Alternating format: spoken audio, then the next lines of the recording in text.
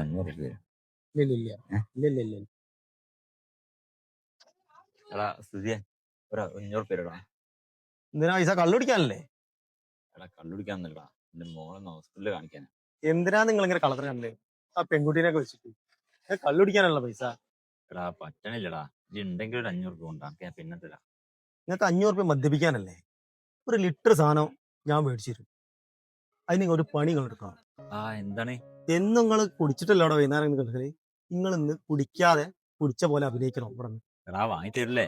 ഇവരല്ല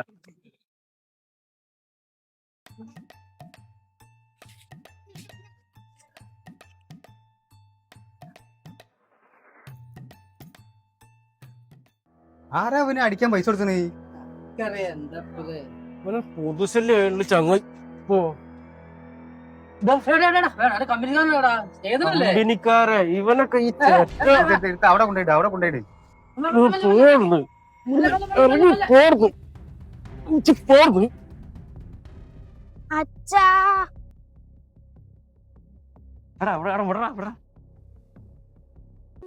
മോളെ കരണ്ട, അച്ഛ കുടിച്ചില്ല. അച്ഛൻ മോളെ പറ്റിച്ചാണ് മോളെ.